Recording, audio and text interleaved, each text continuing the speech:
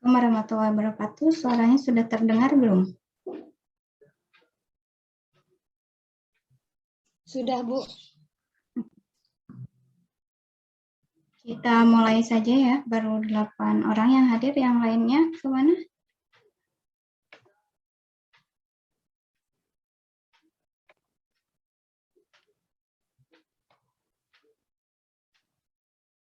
Oke, karena sudah lebih dari 4 menit, 13, kita mulai saja. Jadi hari ini yang akan kita pelajari adalah praktikum menggunakan Smart PLS untuk mengolah data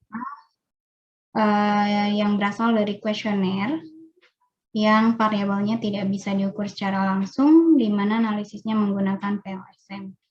Nah, sebelumnya saya ingin memberitahukan terlebih dahulu, walaupun sudah disampaikan di e-learning, bahwa untuk mengolah data menggunakan Smart PLS, Anda harus install dulu program Smart PLS-nya di laptop atau masing-masing. Anda bisa akses ke smartpls.com, kemudian nanti akan muncul tampilan seperti ini. Nanti Anda klik download, nanti akan ada pilihan untuk macOS atau Windows, kemudian untuk bit 64 atau 32 bit, nanti silahkan disesuaikan dengan spesifikasi laptop atau komputernya masing-masing. Nah, kemudian untuk lisensinya, Anda bisa gunakan dua pilihan. Yang pertama, lisensi untuk student. Ini kalau untuk student itu free untuk selamanya. Namun ada kekurangannya di mana maksimum respondennya atau ukuran sampelnya itu hanya 100. Kemudian untuk yang pro, Anda bisa beli, sekarang banyak sekali yang jual di e-commerce. Kemudian untuk percobaannya yang gratis, Anda bisa klik yang start free 30 day trial-nya. Nanti Anda diminta untuk masukkan email. Emailnya email masing-masing, jadi tidak bisa satu orang yang mendapatkan lisensi dan menggunakan emailnya sendiri, kemudian lisensi yang dikirim ke emailnya di-share ke teman-temannya, itu tidak bisa.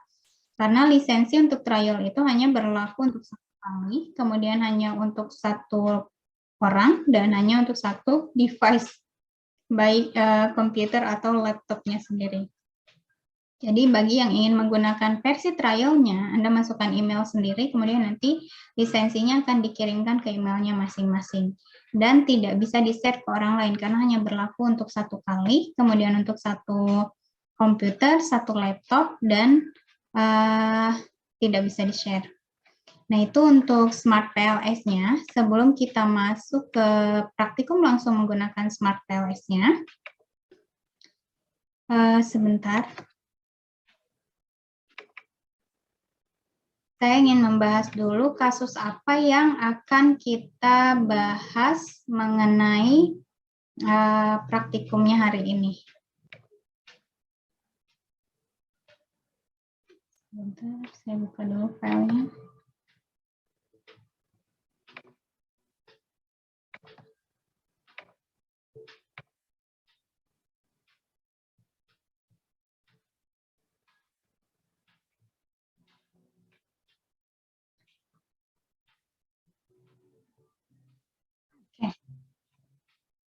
Jadi materi mengenai PLSM itu untuk dasarnya, untuk teorinya itu sudah disampaikan di e-learning di pertemuan 10 minggu lalu. Mudah-mudahan semuanya sudah akses dan sudah mempelajari.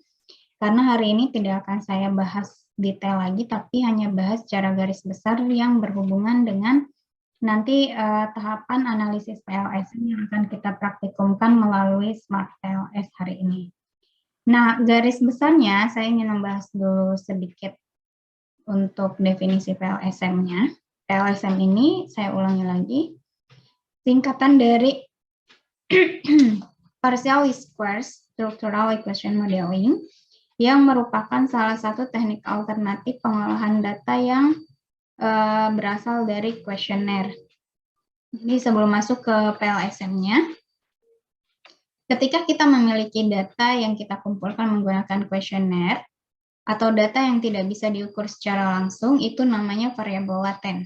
Jadi ada yang disebut sebagai variabel laten. Variabel laten itu adalah variabel yang tidak dapat diukur secara langsung. Contohnya adalah pengukuran tentang sikap seseorang, pengukuran tentang persepsi seseorang, pengukuran tentang kualitas, kemudian pengukuran tentang misalnya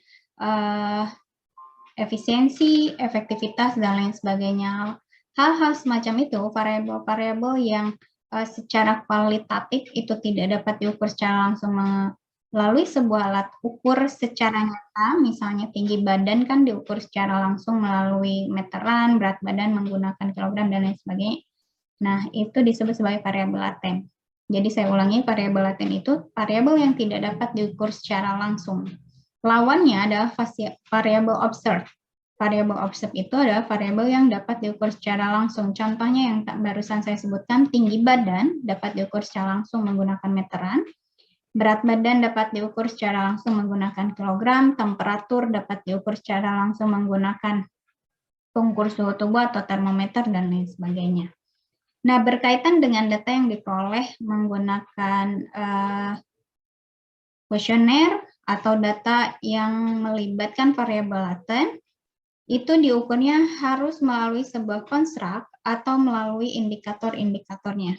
Jadi contohnya di sini adalah mengenai variabel-variabel laten dalam mengukur kualitas Google Classroom yang datanya sudah selalu kita praktikumkan dari awal pertemuan, mengenai validitas dan reliabilitas, kemudian mengenai Vivo tabel, Vivo chart, ukuran deskriptif, dan lain sebagainya. Nah, kali ini yang akan kita bahasnya bukan tentang berapa rata-ratanya, berapa mediannya, kemudian bagaimana grafik untuk jenis kelamin dan lain sebagainya, bagaimana demografi responden dan lain sebagainya, tetapi kita akan mengolah data ketika ada hipotesis yang diuji. Pengujian hipotesis yang sudah kita bahas di pertemuan 7 dan pertemuan 9, itu akan berhubungan dengan yang akan kita bahas hari ini. Nah, ketika kita memiliki variabel laten yang ingin mengukur kualitas website, ada sebuah metode yang harus digunakan. Jadi tidak bisa, selalu saya ulangi, dalam membuat kuesioner itu tidak bisa ditembak secara langsung websitenya sudah menarik atau tidak, warnanya sudah sesuai atau tidak, dan lain sebagainya. Tetapi harus ada metode pengukurannya. Standar kualitas website yang baik itu seperti apa? Standar kualitas, misalnya standar efisiensi dari sebuah aplikasi itu seperti apa, standar efektivitas dari sebuah aplikasi itu seperti apa.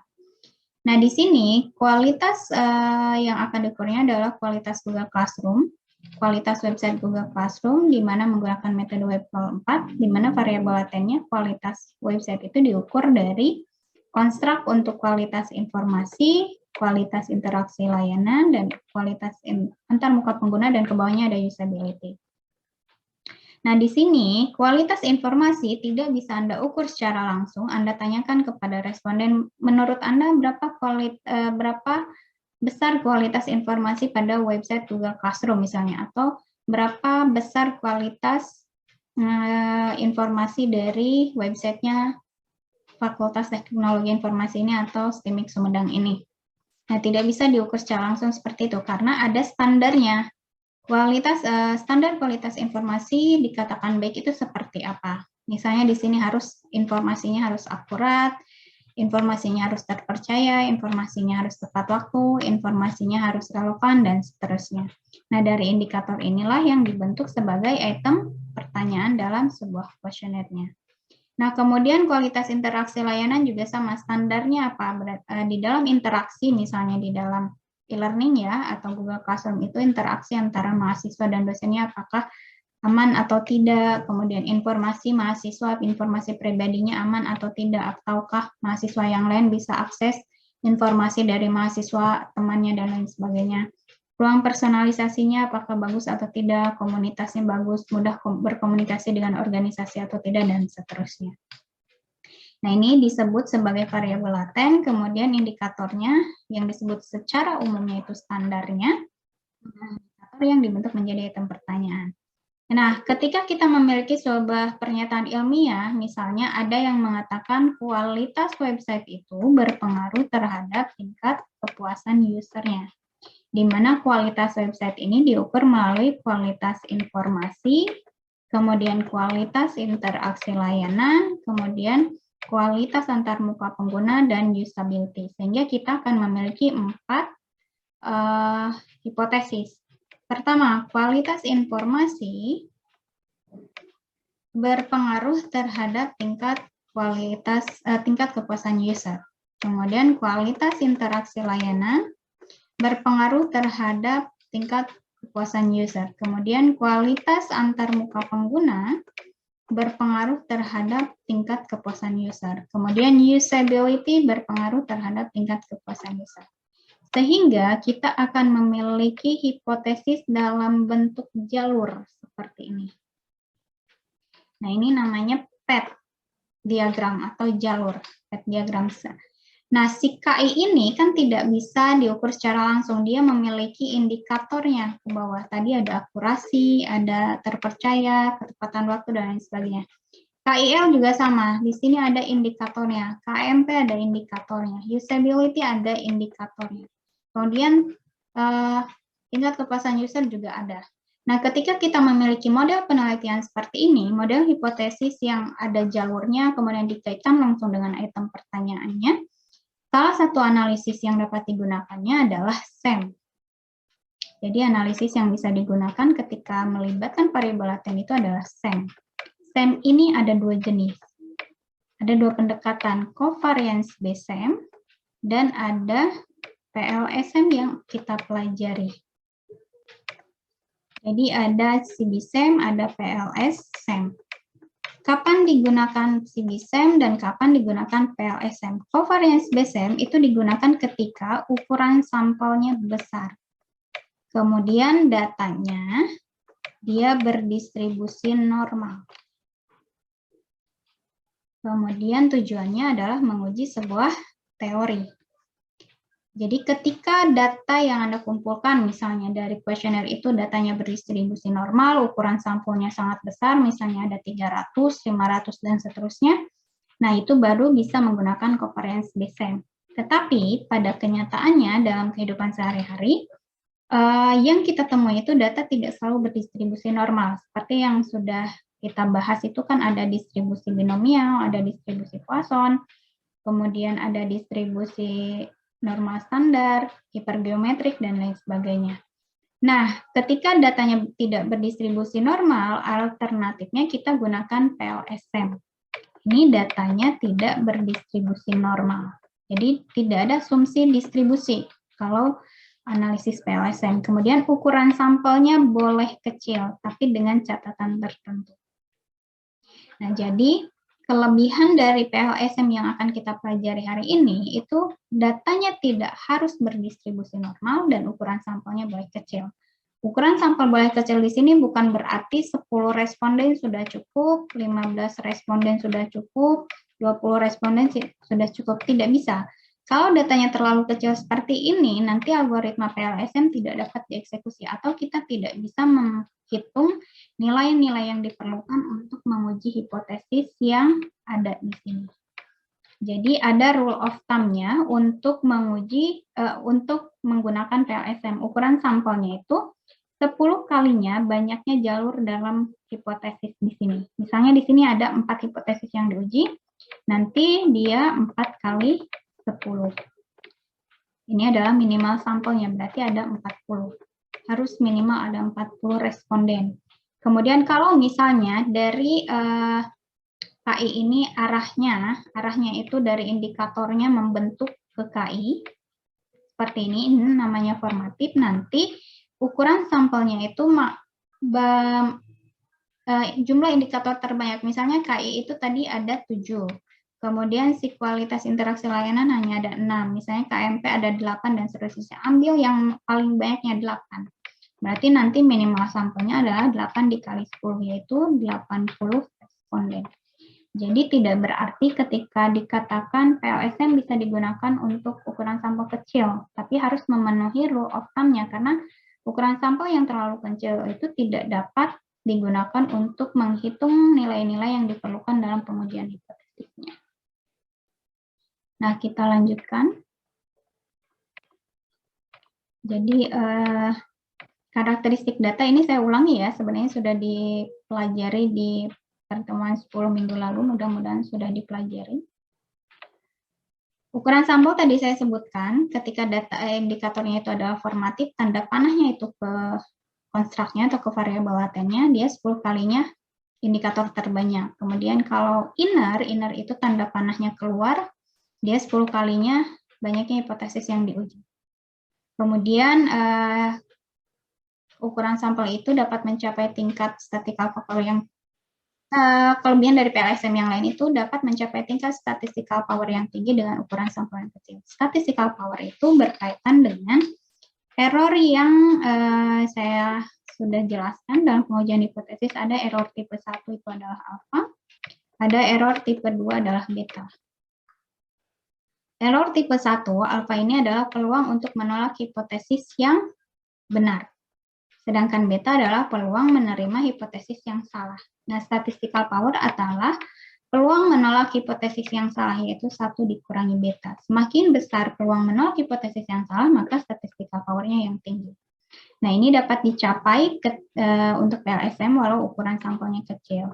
Nah, semakin besar ukuran sampel, ya akan semakin baik juga PLSM-nya, walaupun memang bisa digunakan untuk ukuran sampel yang kecil. Kemudian tadi distribusinya tidak selalu harus normal, kemudian bisa juga digunakan ketika ada data yang missing atau data yang kosong. Jadi kalau saya berikan Anda kuesioner, ada beberapa item pertanyaan yang tidak Anda jawab, itu namanya adalah missing values. Nah, PLSM tetap dapat digunakan ketika ada data yang kosong, tapi dengan tingkat yang wajar, misalnya hanya 6% dari total keseluruhan datanya. Jadi kalau 50% missing values itu tetap saja tidak bisa digunakan dalam batas yang wajar. Kemudian skala pengukurannya bisa apa saja, bisa metrik, bisa quasimetrik itu ordinal, bisa data biner itu laki-laki perempuan yang hanya ada 2, ya tidak, dan seterusnya. Nah, yang akan kita bahas adalah penelitian dari data yang kita gunakan pada saat praktikum validitas dan reliabilitas, pada saat pivot tabel, pivot chart, dan ukuran deskriptif. Nah, sebelum masuk ke datanya, saya sebutkan dulu bahwa, sebutkan kembali ya, tahapan di dalam PLSM itu ada 4. Pertama adalah model spesifikasi, yang ini, model spesifikasi. Kemudian nanti ada estimasi parameter.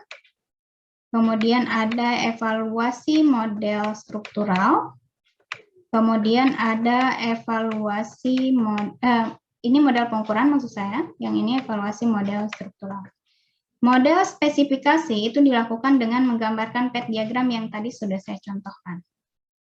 Jadi variabel 1, 2, 3 berpengaruh terhadap variabel lain, kemudian indikatornya, nah ini adalah pet diagram. Kemudian jalur-jalur di sini akan memiliki nilai. Nilai itu adalah parameter yang akan kita taksir, makanya harus melalui estimasi parameter. Kemudian ketika sudah muncul nilai-nilai ini, karena tadi kan ada indikator, ada item pertanyaan, kita harus menguji validitas dan reliabilitas. Dan harus Anda catat, pengujian validitas dan reliabilitas ketika kita menggunakan PLSM itu tidak harus menggunakan R software, tidak terpisahkan, masuk ke dalam evaluasi model pengukuran. Jadi evaluasi model pengukuran itu sama dengan uji validitas dan reliabilitas yang sudah dibahas dalam R software, sehingga kita tidak perlu menggunakan 2 software. Satu menggunakan R software dulu untuk validitas dan reliabilitas, kemudian baru gunakan Smart PLS, tidak seperti itu. Jadi kalau Anda gunakan PLSM, semuanya sudah keluar dari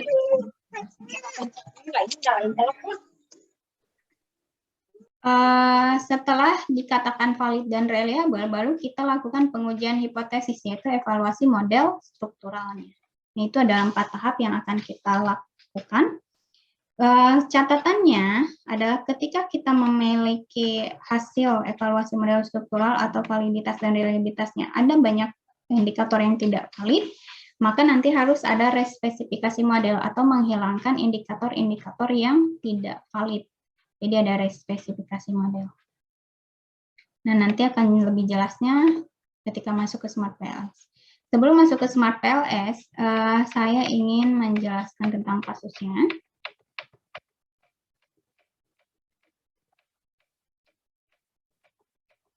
Nah, ini penelitiannya adalah, judulnya adalah Partially Square Structural Equation Modeling pada hubungan antara tingkat kepuasan mahasiswa dan kualitas Google Classroom berdasarkan metode web kontak. Ini materinya bisa Anda baca di modul 6 ya, atau di slide yang di pertemuan 10. Modul 6-nya tadi di bab Partially Square Structural Equation Modeling.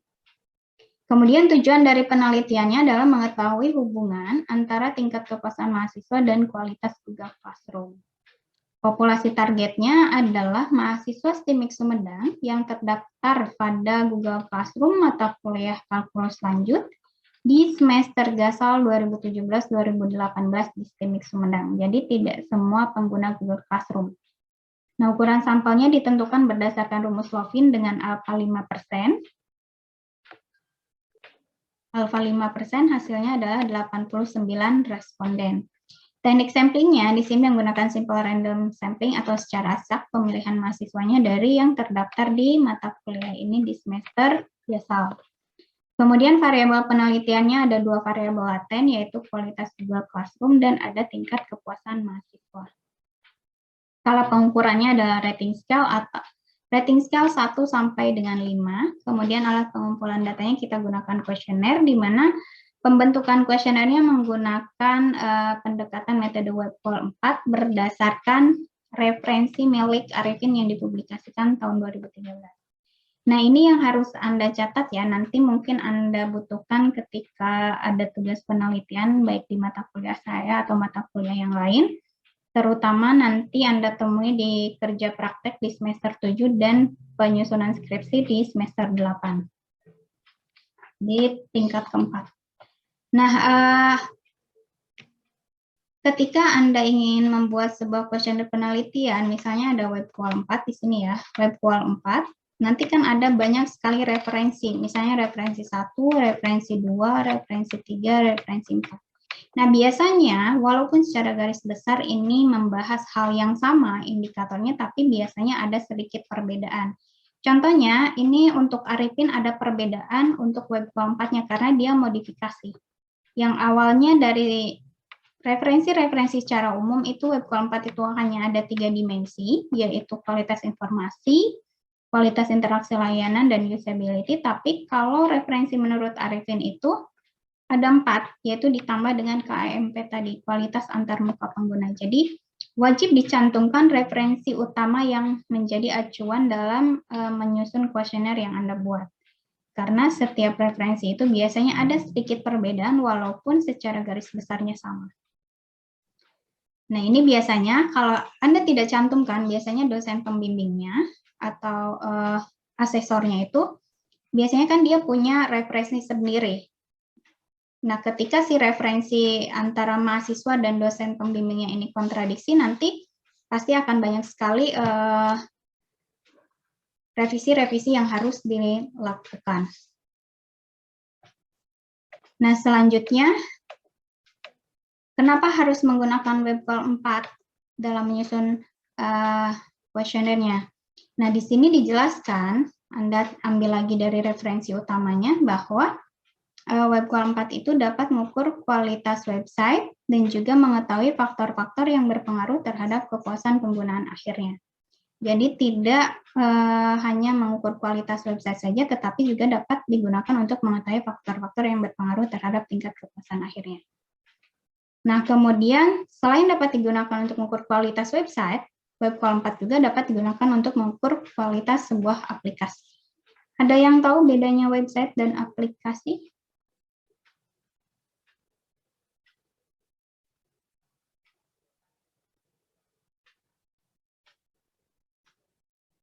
Ada yang tahu?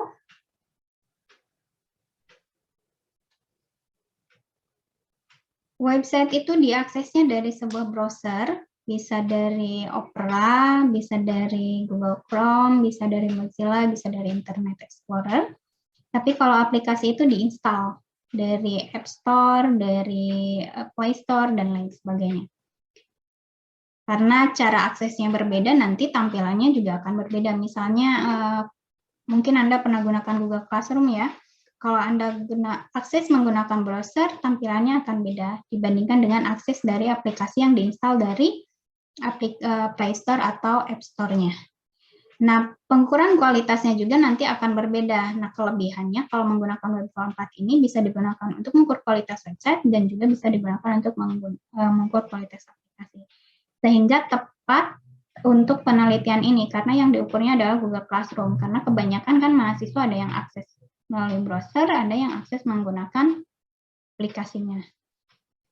Kemudian, tadi sudah saya sebutkan, nah ini dari beberapa referensi, misalnya dari Sastika, Saifullah, kemudian Fojia, dan lain sebagainya, Web4 itu hanya terdiri dari 3 dimensi, yaitu usability, kualitas informasi, dan kualitas interaksi layanan.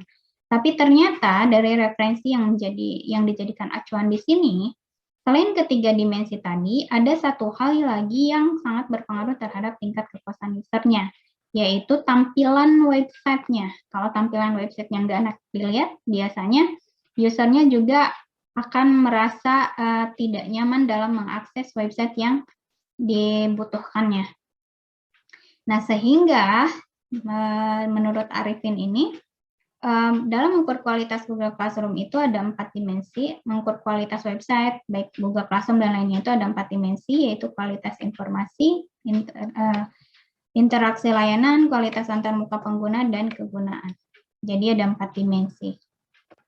Kemudian metode analisisnya, statistika deskriptif itu sudah kita bahas dari awal menggunakan pivot table, pivot chart, dan deskriptif statistik di Excel. Kemudian hari ini kita bahasnya tentang PLSM. Nah, sebelum kita masuk ke PLSM, Anda harus buat dulu notasi yang sudah juga memang dipraktikumkan pada saat validitas dan reliabilitas. Jadi item pertanyaan 1, notasinya KI1 untuk kualitas informasi sampai dengan seterusnya. Nah, selanjutnya tadi langkah pertama dalam PLSM itu kita harus membentuk spesifikasi model, yaitu membangun path diagramnya. Nah, ini adalah path diagramnya. Jadi, path diagram ini yang akan kita bangun di Smart PLS nanti. Kualitas informasi tadi dikatakan bahwa memiliki 6 indikator. Item 1 sampai dengan item 6. Nah, ini namanya adalah model pengukuran. Model pengukuran untuk kualitas informasi atau outer model. Kemudian kualitas interaksi layanan ada 4 item pertanyaan, 7 sampai dengan 10. Ini juga model pengukuran untuk kualitas interaksi layanan. Kemudian kualitas antarmuka pengguna. Ini juga namanya model pengukuran untuk kualitas antarmuka pengguna dengan 7 item pertanyaan atau 7 indikator. Kemudian usability. Usability di sini juga namanya model pengukuran dan tingkat kepuasan. Jadi nanti uji validitas dan reliabilitasnya di sini disebutnya sebagai evaluasi model pengukuran. Apakah item pertanyaan 1 sampai dengan 6 itu valid dan reliable dalam mengukur kualitas informasi? Apakah item pertanyaan 7 sampai dengan 10 adalah valid dan reliable dalam mengukur kualitas interaksi layanan? Nah, berbeda dengan yang sudah kita pelajari menggunakan R software, itu menggunakan nilai korelasi, di sini menggunakan nilai overloading. Nah, ini adalah parameternya. Ini adalah parameternya, di notasinya adalah L atau loading. Kemudian, di dalam path diagram kita juga harus membentuk model struktural atau inner modelnya. Model struktural itu menunjukkan hubungan antar variabel latennya atau pengujian hipotesisnya. Jadi di sini ada kualitas informasi berpengaruh terhadap tingkat kepuasan, parameternya adalah rho. Kemudian kualitas interaksi layanan berpengaruh terhadap tingkat kepuasan, parameternya juga rho. Kemudian kualitas antarmuka pengguna berpengaruh terhadap tingkat kepuasan, parameternya rho. Usability berpengaruh atau tidak terhadap tingkat kepuasan, parameternya juga rho. Nah, ini adalah spesifikasi model yang nanti kita pindahkan ke dalam Smart PLS. Ada pertanyaan untuk spesifikasi model?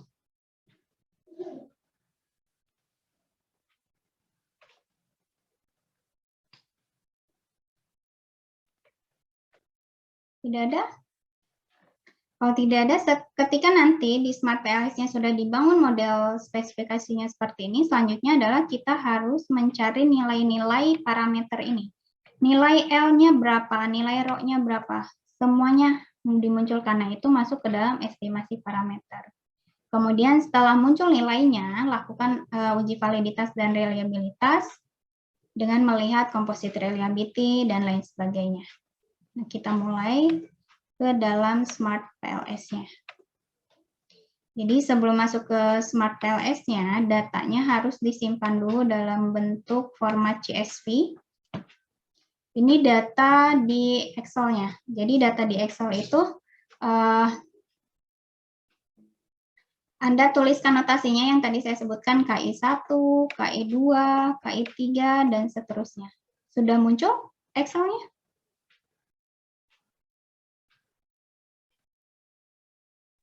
Sudah, Bu. Sudah, Bu. Laptop saya update, Bu. Oke, sudah muncul ya. Cara save-nya ini bukan disimpan dalam bentuk TXT seperti yang akan diimport ke dalam Arsofel, tapi harus dalam bentuk format CSV. Jadi Anda masuk lagi ke file, kemudian pilih Save As. Pilih Save As, kemudian pilih comma delimited, nanti akan muncul .csv-nya, kemudian pilih Save. Paham ya? Jadi Anda save dalam Excel, kemudian save dalam format CSV, kemudian nanti diimport ke dalam Smart PLS-nya. Notasinya harus sama dengan yang dituliskan dalam model spesifikasinya, supaya tidak bingung.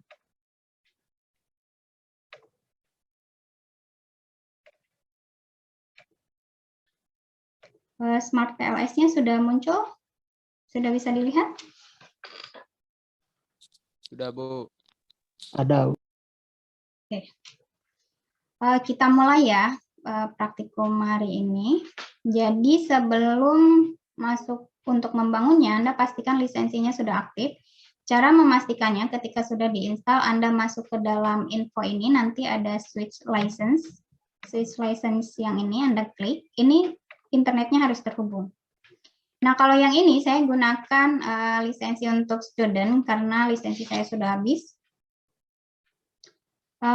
Nanti kalau ada yang punya lisensi untuk trial, Anda klik change license, kemudian pilih yang profesional, yang ini nanti masukkan license-nya, klik OK, kemudian tunggu sampai dengan terhubung dengan servernya, sampai dengan aktif. Nah, bagi yang tidak memiliki lisensi untuk trial, Anda pilih yang student, yang ini, kemudian change license, nanti tunggu sampai dengan aktif, akan berubah sama seperti yang muncul di saya. Nah, yang harus dicatat adalah internetnya harus stabil, karena walaupun internet nyala, tapi kalau tidak stabil bandwidth-nya, biasanya nanti akan gagal terdeteksi oleh servernya, dan ini sering sekali terjadi di mahasiswa yang sebelum Anda atau kakak kelas Anda ketika mengaktifkan lisensinya.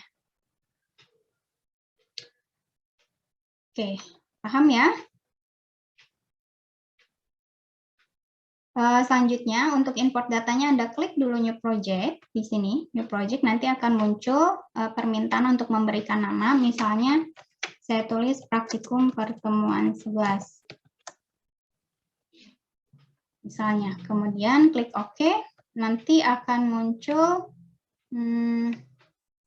seperti ini. Nah, cara import datanya Anda double klik yang tanda informations ini.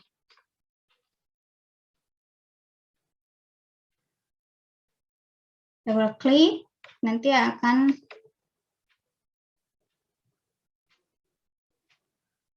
diminta untuk memilih file mana yang akan diimport yang sudah di-save dalam bentuk CSV tadi. Kelihatan?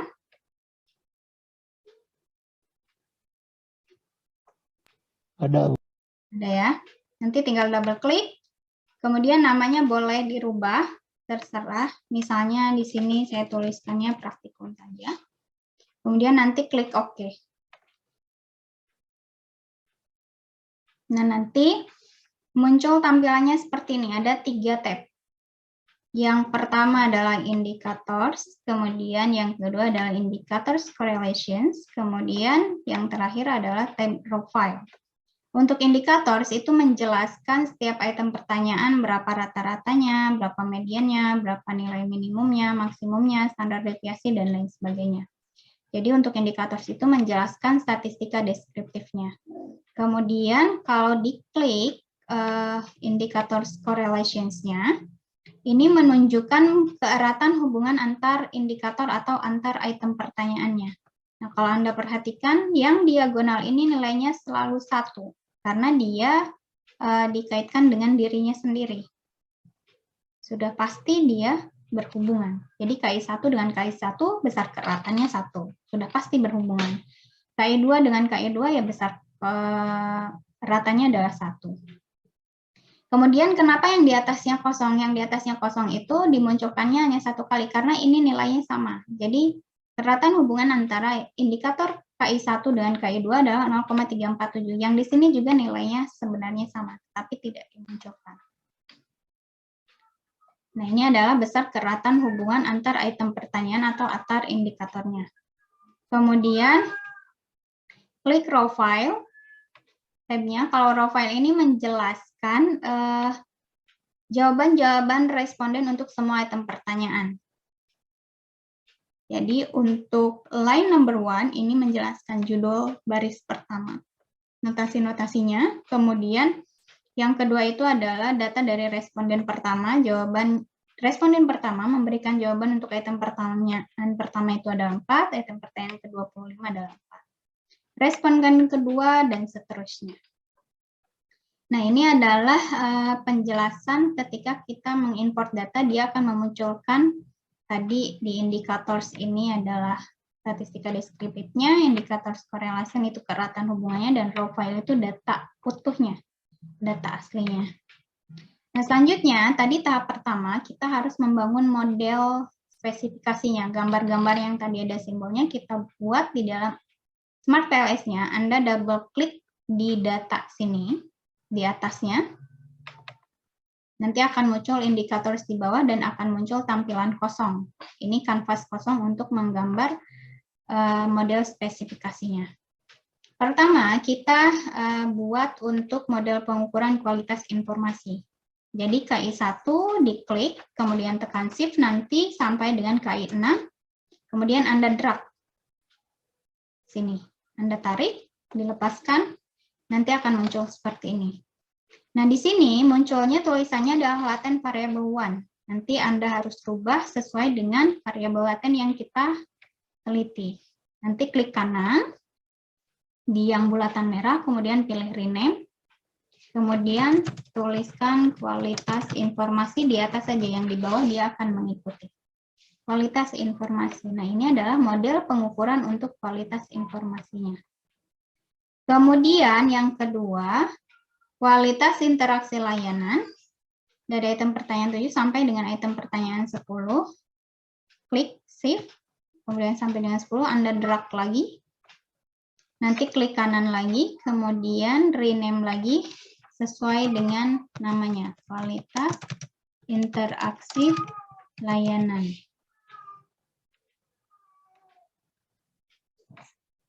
Nah, selanjutnya,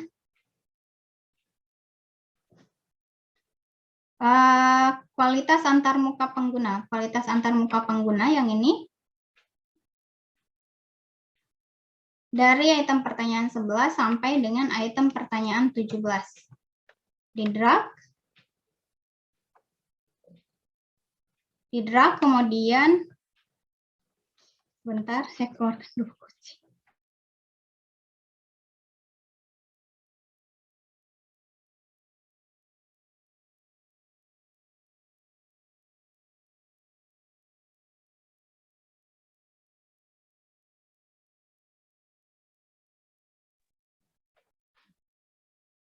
Mohon maaf, ada gangguan.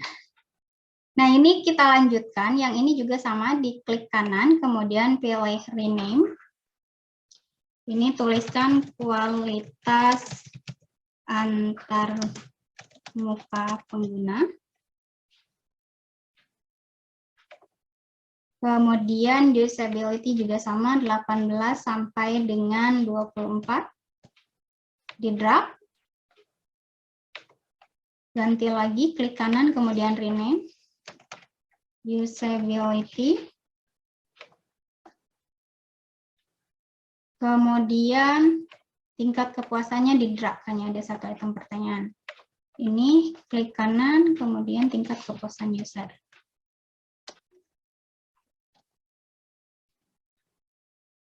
Oke. Nah, selanjutnya, ini untuk merapikannya, Anda bisa rubah arahnya, bukan arahnya, letaknya itu mau di atas, di kanan, di kiri, atau di bawah. Supaya lebih enak dilihat, untuk kualitas antarmuka pengguna, yang ini saya akan rubah ke atas, indikatornya jadi klik kanan, kemudian pilih top. Lines indikator top, itu untuk ke atas, left itu ke kiri, bottom ke bawah, kemudian right itu ke kanan. Jadi pilih top, nanti dia akan berubah, tinggal di drag. Seperti ini. Kemudian untuk usability akan diatur menjadi ke bawah. Seperti ini.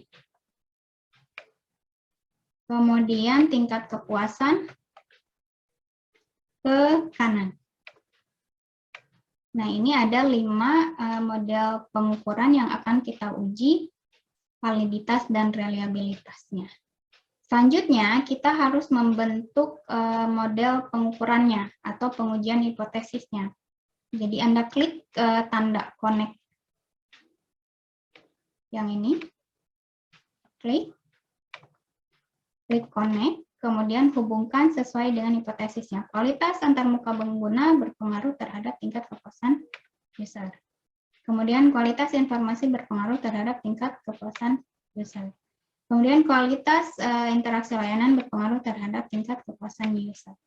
Kemudian usability berpengaruh terhadap tingkat kepuasan user. Nanti dia akan berubah menjadi biru. Sampai di sini ada pertanyaan?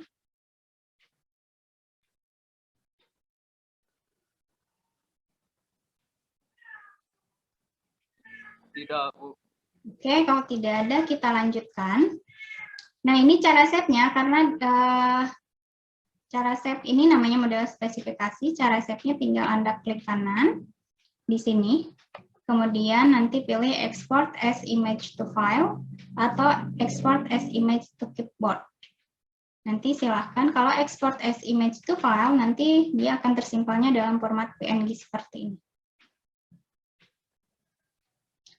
Oke, selanjutnya kita lakukan pengujian model pengukuran untuk melihat validitas dan reliabilitas. Jadi Anda pilih calculate yang ini, kemudian pilih PLS PLS algorithm. PLS algorithm nanti waiting sim-nya pastikan dia PET, kemudian maksimum iterasinya adalah 300, kemudian stop criterion change-nya bisa 5, bisa 7. Tapi di sini saya gunakan yang 7 sesuai dengan default-nya, kemudian nanti klik Start Calculations. Start Calculation, tunggu sampai dengan selesai, nanti akan muncul output-nya seperti ini. Nah, sebelum masuk ke pembahasan output-nya, ada praktikum pertemuan 11-nya yang di sini.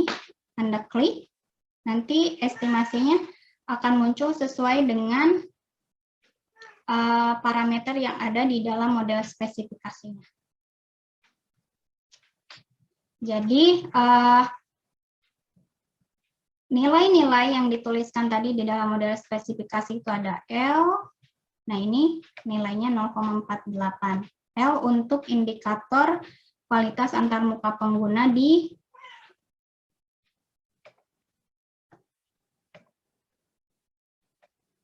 KMP 11 dan seterusnya. Jadi ini adalah L, nilai L-nya sudah muncul semua. Kemudian ada muncul juga nilai ini untuk row yang tadi di dalam PDF. Yang ini adalah L. Kemudian yang di tengah ini adalah koefisien determinasi. Ini adalah R kuadrat. Nah, sebelum masuk ke pengujian hipotesis, kita harus memastikan bahwa setiap item pertanyaan ini adalah valid dan reliable untuk mengukur masing-masing dimensinya. Sama seperti yang dilakukan di dalam R software. Nah, Caranya adalah klik lagi yang PLS algorithm run number 1, kemudian pilih, sebentar, pilih construct reliability dan validity. Yang ini Anda klik, kemudian di sini akan muncul kualitas antarmuka pengguna. Bentar ya.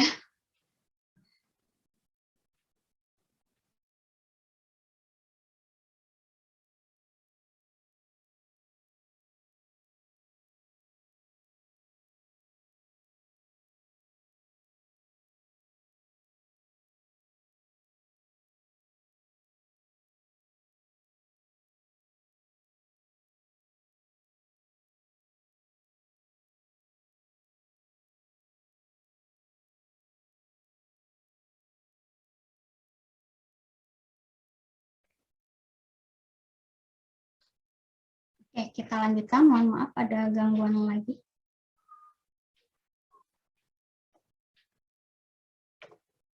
Jadi, untuk menguji validitas dan reliabilitas, Anda klik yang construct reliability dan validity. Nanti akan muncul seperti ini, ada variabel atau dimensi kualitas antarmuka pengguna, kualitas informasi, kualitas interaksi layanan, tingkat kepuasan user, dan usability. Kemudian, ada beberapa statistik. Ini muncul Cronbach alpha, kemudian composite reliability, average variance extract, atau disebut sebagai AVE. Nah, yang harus diperhatikannya adalah statistik composite reliability ini. Statistik composite reliability itu harus lebih besar dari 0,708. Kalau Cronbach itu sama seperti yang sudah dipelajari di hard software, dia minimalnya 0,7. Yang ini. Rho alpha juga sama. Kemudian selanjutnya yang harus diperhatikan lagi adalah variance extract, average variance extract atau AVE, nilainya harus lebih besar dari 0,5. Nah, di sini munculnya adalah ada yang hijau dan ada yang berwarna merah. Kalau yang hijau itu artinya sudah memenuhi nilai minimalnya atau nilai cut-off-nya di sini. Misalnya yang composite reliability sudah hijau semua karena memang sudah lebih besar dari 0,708. Kemudian di average variance extract itu ada yang merah karena nilainya masih kurang dari 0,5. Nah, yang hijau, ketika nilai composite reliability-nya sudah hijau, ini kualitas antarmuka, perhatikan yang ini. Kualitas antarmuka pengguna, composite reliability sudah hijau, variance extract sudah hijau, itu artinya dia sudah reliable. Kemudian kualitas informasi juga sama. Composite reliability-nya hijau, tetapi AVE-nya dia masih merah, artinya reliabilitasnya belum cukup. Belum dikatakan cukup reliable, belum bisa kita katakan cukup reliable. Artinya ada indikasi item pertanyaan atau indikator yang tidak valid. Masih ingat ya, di pertemuan kedua saya sebutkan bahwa yang reliable itu belum tentu valid, tapi kalau yang valid itu sudah pasti reliable. Nah, sehingga nanti harus diperiksa item-item mana saja yang tidak validnya agar dapat dihilangkan dari model spesifikasi tadi. Kita perhatikan lagi kualitas interaksi layanan, tingkat kepuasan user, dan usability, semuanya di sini dapat dikatakan reliable. Tapi kita masih belum tahu apakah yang reliable ini memang sudah semuanya valid atau tidak, terutama untuk kualitas informasi karena memang dia belum cukup reliable. Nah, selanjutnya untuk memeriksa apakah item-item pertanyaannya sudah valid atau tidak, Anda klik outer loading di sini.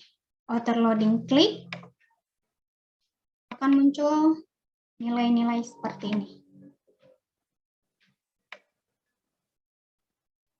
Jadi sama seperti tadi ada yang berwarna hijau dan ada yang berwarna merah.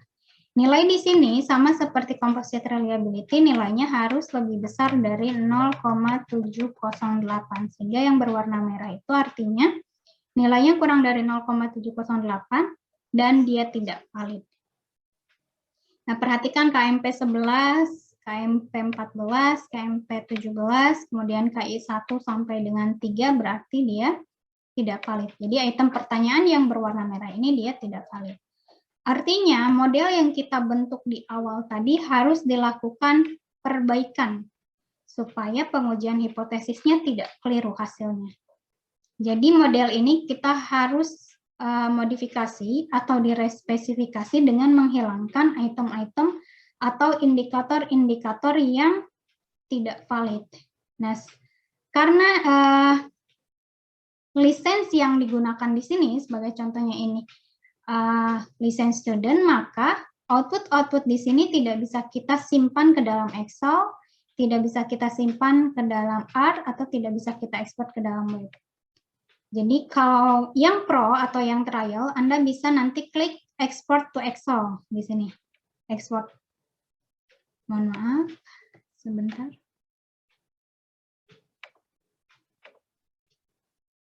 Nah, ini ada export to Excel.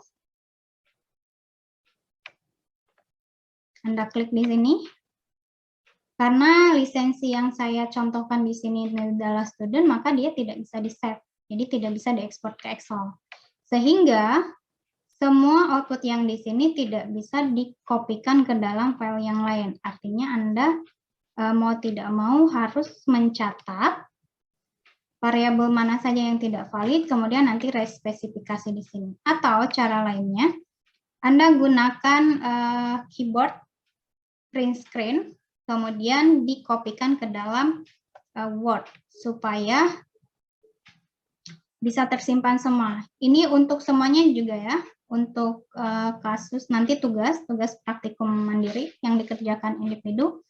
Cara mengumpulkan output dari Smart PLS-nya, itu kalau Anda gunakan lisensi yang student, caranya harus seperti tadi, karena mau tidak mau seperti itu. Jadi harus gunakan print screen, kemudian kopikan dulu ke Word, ini diklik dulu yang misalnya yang construct reliability, ini print screen, kopikan ke Word, jelaskan. Kemudian yang outer loading juga sama, kopikan semuanya ke Word, jelaskan, dan seterusnya. Nah, tetapi di dalam model respesifikasinya, ini pilihan terserah Anda ya, boleh Anda langsung rubah di dalam project yang sama, tapi nanti dia otomatis hilang yang ini, sehingga harus dicatat manual, atau menggunakan project yang baru sehingga kita bisa membandingkan nilai yang model spesifikasi utama dengan spesifikasi model. Nah, di sini untuk mempermudahnya karena waktu kita terbatas, saya akan melakukan respesifikasi modelnya pada project yang baru. Jadi klik lagi new project, kemudian boleh namanya respesifikasi model. Kemudian klik OK, sama seperti tadi dari awal lagi. Double klik import data, pilih filenya. Kemudian ini saya rubah aplikasi. Kemudian ini sama seperti tadi, indicators correlation raw file. Selanjutnya kita langsung lakukan respesifikasi modelnya dengan melihat dari sini. Yang pertama adalah kualitas informasi. Di sini yang harus dihilangkannya adalah KI1, KI2 sampai dengan KI3. Sehingga kembali ke project yang baru.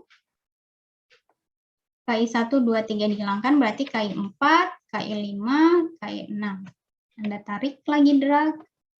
Kemudian klik kanan lagi rename. Kualitas informasi. Klik OK. Kemudian selanjutnya periksa lagi untuk kualitas interaksi layanan. Yang dihilangkannya hanya yang 7. Kembali lagi ke project yang baru. KIL 8 sampai dengan 10-nya di drag lagi. Klik kanan, kemudian pilih rename. Kualitas interaksi layanan. Klik OK. Kemudian KMP. KMP tadi ada 3, 11, kemudian 14, dan 17. Jadi kembali lagi ke project yang baru. 12, 13, 15, dan 16. Di drag, berubah lagi. Kualitas antar muka pengguna. Kemudian usability yang harus dihilangkannya usability 20 dan 21. Kembali lagi. 18, 19, 22, 23, dan 24. Di drag lagi, kemudian usability, klik OK, kemudian tingkat kepuasannya. Drag lagi.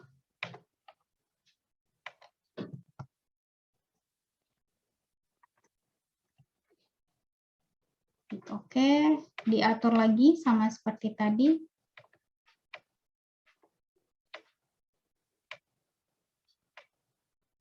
Kemudian tingkat kepuasan itu ke kanan.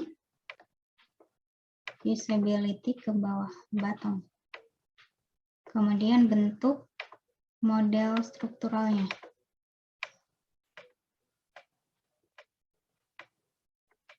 Nah, ini adalah respesifikasi modelnya. Selanjutnya, pastikan lagi memang semuanya sudah valid dan reliable dengan calculate lagi, diulang lagi. PLS algorithm, kemudian waiting sim-nya adalah PET, kemudian maksimum iteration-nya 300, stop criterion change-nya adalah 7 calculations. Nah, periksa lagi ke construct validity reliability-nya, semuanya sudah hijau. Lihat di sini. Jadi ini adalah estimasi parameternya. Kemudian yang tadi saya sebutkan ini adalah nilai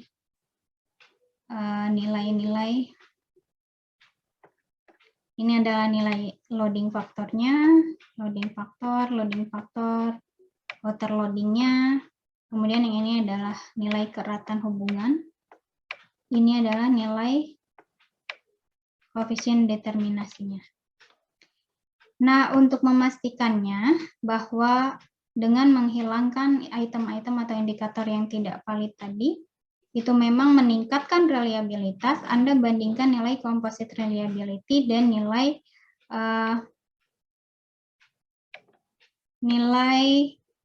AVE-nya memang meningkat atau tidak. Jadi yang ini lihat, kualitas antar muka pengguna untuk hasil respesifikasi model, di sini 0,885, AVE-nya 0,658. Untuk model yang pertama, kualitas antar muka itu 0,875, kompositnya, sedangkan AVE-nya 0,505. Berarti memang dapat meningkatkan reliabilitasnya. Kemudian lihat lagi outer loadings-nya. Outer loadings di sini sudah semuanya hijau atau sudah valid semua. Artinya, respesifikasi model dapat diteruskan untuk pengujian hipotesisnya. Jadi jangan sampai Anda mengolah data menggunakan PLSM, kemudian masih banyak yang merah, tetapi Anda lakukan pengujian hipotesis. Karena nanti itu akan mempengaruhi hasil pengujian hipotesisnya. Misalnya yang harusnya ditolak, tetapi akhirnya diterima. Yang harusnya diterima malah jadi ditolak. Nah, untuk masuk ke pengujian hipotesisnya atau evaluasi model struktural, Anda lihat dulu collinearity statistiknya di sini. Klik collinearity yang di bawah statistik, kemudian nanti ada outer variance inflation factor dan ada inner variance inflation values-nya di sini. Nah, kalau yang outer itu adalah antar item pertanyaan, yang kita perhatikan hanya inner variance inflation factor-nya. Jadi inner variance inflation factor-nya sama, harus lebih kecil dari 5. Nah, di sini sudah hijau semua. Kemudian kenapa tingkat kepuasan user tidak ada nilainya? Karena itu adalah yang dipengaruhinya, variabel laten yang dipengaruhinya. Nah, ini sudah hijau semua, baru kita bisa lanjutkan ke dalam pengujian hipotesis. Jadi kembali lagi ke dalam PET diagram di sini yang sudah ada parameternya, baru dalam lakukan pengujian hipotesisnya. Sampai di sini ada pertanyaan?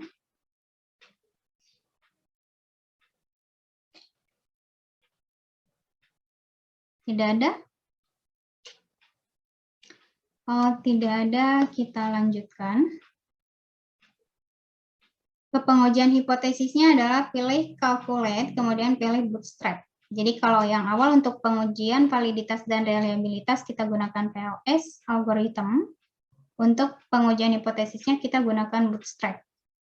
Klik bootstrap. Kemudian subsampelnya Anda rubah menjadi 5.000. Rubah menjadi 5.000, kemudian pastikan pengujian hipotesisnya itu one-tailed atau two-tailed. One-tailed itu adalah satu pihak, bisa pihak kanan, pihak kiri. Seperti yang sudah saya jelaskan di pengujian hipotesis. Kemudian two-tailed itu yang tanda H1-nya tidak sama dengan atau kalimatnya berpengaruh atau tidak berpengaruh. Nah, di sini menggunakan two-tailed, kemudian signifikan levelnya adalah 5%. Anda bisa rubah jadi 1%. Terserah. Kalau di sini saya gunakannya 5%. Setelah itu, klik Start Calculations. Tunggu sampai dengan selesai bootstrap.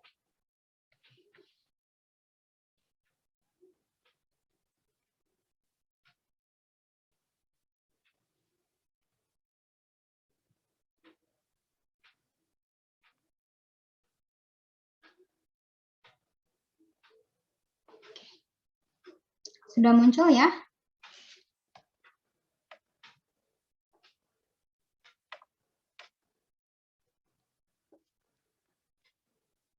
Nah, jadi di sini muncul hipotesis yang diujinya. Kemudian ada original sample, ada sample mean, ada standar deviasi atau simpan baku, ada nilai statistiknya, dan ada nilai value-nya.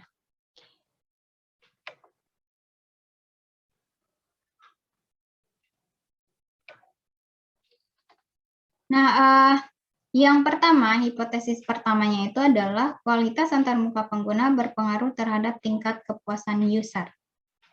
Yang harus diperhatikannya adalah nilai T statistik ini harus dibandingkan atau nilainya untuk yang 5%, nilainya harus lebih besar dari 1,64 T tabelnya. Ini harus lebih besar dari 1,64. Kemudian kalau yang 1% harus lebih besar dari 1,96. Nah, selain itu perhatikan nilai p-value sama seperti dari Arsovel. Kalau keluar p-value, Anda tinggal bandingkan dengan nilainya harus lebih kecil dari alfa per 2 atau harus lebih kecil dari 0,025. Nah, perhatikan hipotesis pertama. Hipotesis pertama, kualitas antarmuka pengguna katanya berpengaruh terhadap tingkat kepuasan user. Perhatikan nilai statistik di sini, bandingkan dengan nilai ini, ternyata nilainya lebih kecil. Kemudian p-values-nya dia lebih besar dari 0,025, sehingga pernyataan ini ditolak. Artinya, kualitas antarmuka pengguna tidak berpengaruh secara signifikan terhadap tingkat kepuasan user. Kemudian, hipotesis yang kedua. Kualitas informasi berpengaruh terhadap tingkat kepuasan user. Perhatikan yang ini 0,092. Nilainya jauh lebih kecil dari 1,64. Kemudian yang ini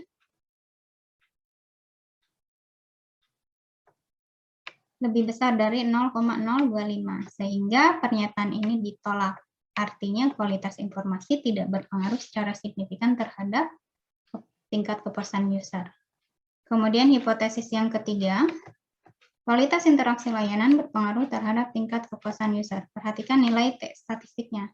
1,271 nilainya lebih kecil dari 1,64.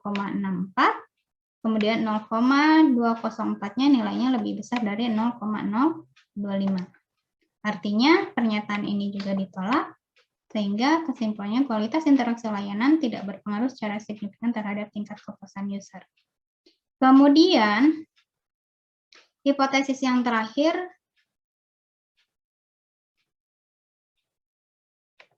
adalah usability berpengaruh terhadap tingkat kepuasan user. Perhatikan 0,050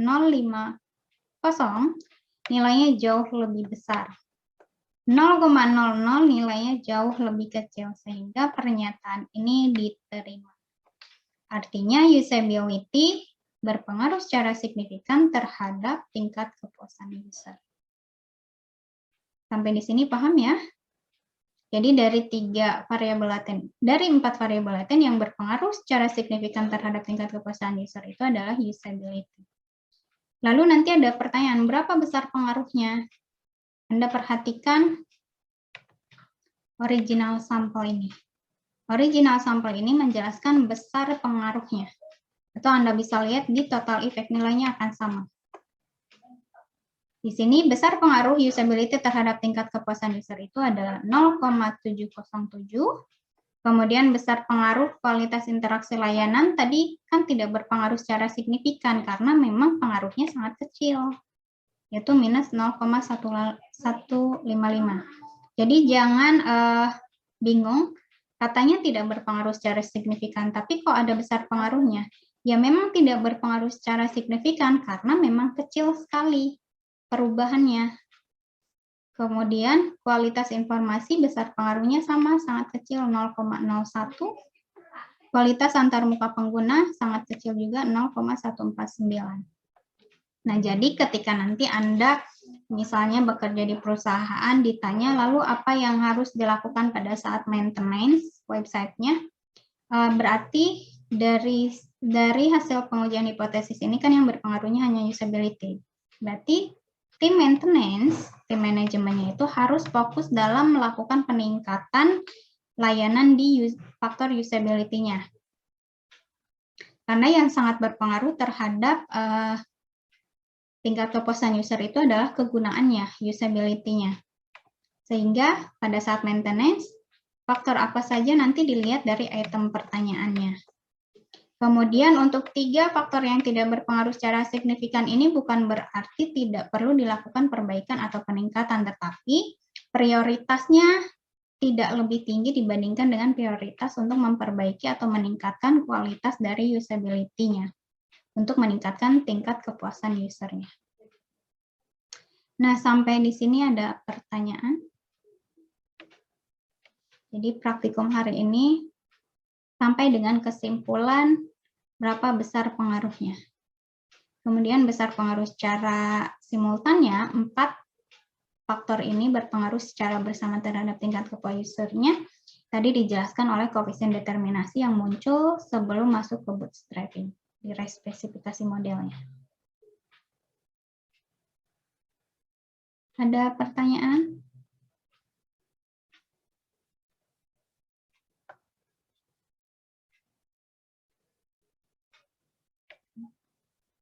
Kalau tidak ada, tugas individunya jangan lupa dikerjakan.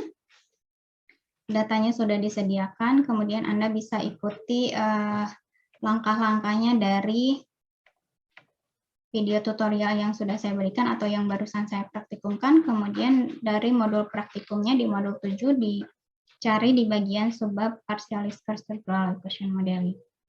Nah, selanjutnya minggu depan juga ada jadwal untuk kuis. Ada jadwal untuk kuis. Soal kuisnya sudah di-share di e-learning dan kuisnya sama seperti kuis pertama, presentasi berkelompok. Sudah terlihat tidak PDF-nya?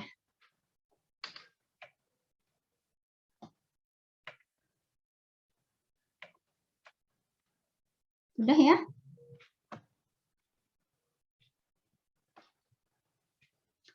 Nah, ini soalnya. Jadi nanti presentasi berkelompok minggu depan melalui Zoom juga. Kuisnya melalui studi kasus dan presentasi berkelompok termasuk praktikum. Satu kelompoknya maksimal 4 orang, boleh kelompok yang sama pada saat kuis pertama atau boleh berubah. Kemudian presentasinya menggunakan Zoom meeting, presentasinya seperti biasa hanya melalui perwakilan saja. 1 hari, maksimal 1 hari sebelum. Jadi kalau Senin depan kita kuis, Minggu malamnya sudah harus di-upload di e-learning. Yang di-uploadnya itu PPT-nya dalam format PDF, artikel ilmiahnya, dan jangan lupa cantumkan nama lengkap dan NIM anggota kelompok pada file presentasinya. Kemudian presentasinya sama 10 menit dan seluruh presentasi dulu seluruh kelompok, urutannya diacak, kemudian baru sesi tanya jawabnya untuk semua kelompok di akhir supaya waktunya lebih efisien. Nah, yang harus dilakukannya, Anda harus melakukan evaluasi penerapan analisis partial square structural equation modeling pada artikel ilmiah yang berkaitan dengan bidang teknik informatika.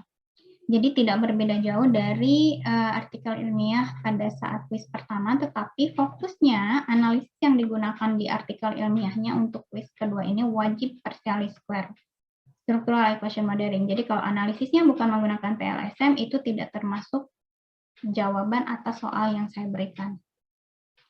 Kemudian artikel ilmiahnya tidak boleh ada yang sama antar kelompok, bisa dipilih, dicari dari salah satu link di sini. Kemudian yang harus dibahasnya adalah tujuan penelitian dan populasi targetnya yang harus dievaluasinya. Apakah tujuan penelitiannya apakah populasi targetnya sudah sesuai dengan tujuan penelitiannya, penentuan ukuran samplingnya, sudah sesuai dengan populasi targetnya, kemudian metode pembentukan kuesionernya seperti yang tadi dijelaskan di kasus yang sudah dipraktikumkan, metode pembentukan kuesioner dan skala pengukuran yang digunakannya seperti apa, hipotesis penelitiannya apa saja, kemudian tahapan analisis PLSM-nya seperti apa di dalam artikel ilmiah yang Anda pilih. Model spesifikasinya dibangunnya seperti apa, estimasi parameter modelnya hasilnya seperti apa. Kemudian evaluasi model pengukuran atau uji validitas dan reliabilitasnya hasilnya seperti apa, evaluasi model strukturnya hasilnya seperti apa. Nah, hasil evaluasi ini dipresentasikan dalam format PPT-nya yang disusunnya berdasarkan kreativitas masing-masing kelompoknya. Jadi, tidak ada bentuk baku seperti pada kuis pertama, jadi boleh disusun bebas terserah Anda mau seperti apa, tetapi jangan sampai terlalu panjang dan menyebabkan waktunya berlebih dari ketentuannya. Hanya 10 menit saja. Ada pertanyaan untuk kuis keduanya?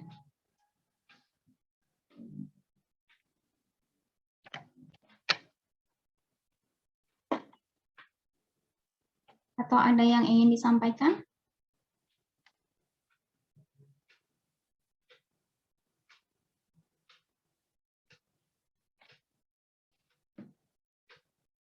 Tidak ada? Ini diam semua, sudah mengerti ya, saya anggapnya.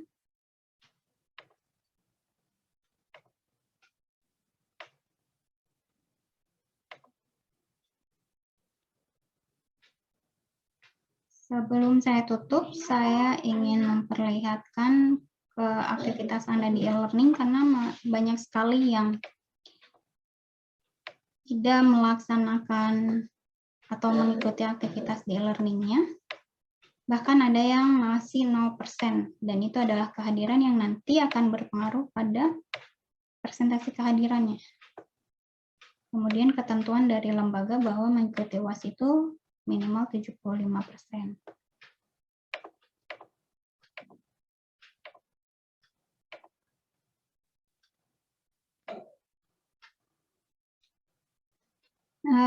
Nah ini, dapat dilihat tampilannya?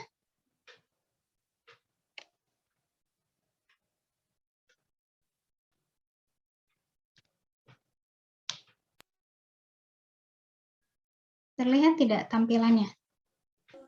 Terlihat, Bu. Ada, Bu. Oke. Nah, ini bisa dilihat ya. Ada Angga Nur Ihsan Bahari enggak? Angga Nur Ihsan Bahari ini baru 2%, jadi sama sekali tidak mengikuti kegiatan di learning-nya, hanya beberapa yang diklik atau yang diselesaikan, tugas pun belum masuk sama sekali. Nanti tolong disampaikan, dia akses terakhirnya padahal 17 November. 17 November itu hampir setengah bulan yang lalu. Kemudian Azril Saifuddin baru 3%, sama kasusnya seperti Angga. Kemudian Ega sama Ega Yunita, Evi Farijah. Kemudian Intan ini pertemuan kemarin kayaknya nggak ikut ya. Tidak mengikuti sama sekali, tidak menyelesaikan materi. Kemudian Raka Aditya. Ini sama sekali belum mengikuti perkuliahan, padahal akses terakhir itu 17 November. Kemudian Tedik juga sama, Tedik Hadi Prayoga. Wijaya juga sama ya, banyak sekali tidak mengikuti kegiatan di e-learning. Nah, itu beberapa orang, nanti tolong disampaikan di grup atau hubungi langsung oleh ketuanya ya, karena saya tidak punya nomor kontaknya, untuk mengikuti perkuliahan, karena ini sudah pertemuan 11, dan kalau sampai dengan nanti UAS belum tidak mengikuti perkuliahan, menyelesaikan kewajibannya di e-learning dan lain sebagainya, kehadiran itu tidak memenuhi untuk mengikuti ujian akhir semester. Dan juga ketika tugas-tugasnya tidak dikumpulkan, ujian tidak mengikuti, itu sudah dapat dipastikan kemungkinan besar tidak lulus dari mata kuliah ini, karena saya tidak bisa menciptakan nilai begitu saja tanpa ada hal yang harus dinilai. Nah, tolong disampaikan, jangan sampai nanti ketika nilainya sudah keluar, UAS sudah selesai, baru datang menghubungi, Bu, saya tidak bisa mengikuti perkuliahan, misalnya karena terkendala internet dan lain sebagainya. Boleh nggak minta pengganti saja untuk bisa lulusnya?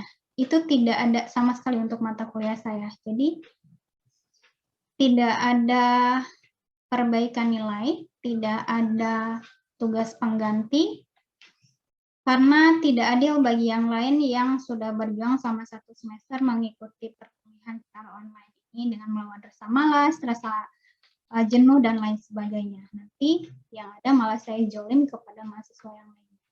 Tolong disampaikan supaya tetap mengikuti perkuliahan dengan disiplin dan baik, supaya nanti hasilnya juga tidak mengecewakan dirinya sendiri. Ini bukan untuk kepentingan saya, tapi untuk kepentingan dirinya sendiri, dan juga untuk semuanya, jangan sampai mengecewakan kedua orang tua, jangan sampai harus mengulang di mata kuliah yang sama, karena nanti kan Anda harus membayar lagi SPP dan lain sebagainya, itu akan panjang. Jadi usahakan untuk setiap mata kuliah, bukan hanya mata kuliah saya saja, itu langsung lulus 1 kali, jangan sampai mengulang beberapa kali. Karena sering saya temui mahasiswa mengulang 2-3 kali, tapi sikapnya masih tidak berubah, tidak mengikuti perkuliahan, tidak mengumpulkan tugas, tidak mengikuti ujian, tapi keinginannya untuk lulus begitu saja. Dan itu bukan tujuan dari sebuah pendidikan. Karena kan ada hal-hal yang harus kami sebagai dosen atau pendidik itu pertanggungjawabkan, baik secara kepada lembaga maupun secara agama. Ada pertanyaan nggak sebelum saya tutup?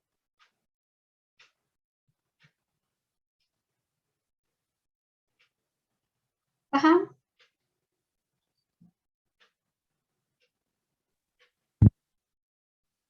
Paham, Bu. Untuk materinya ada yang ingin ditanyakan?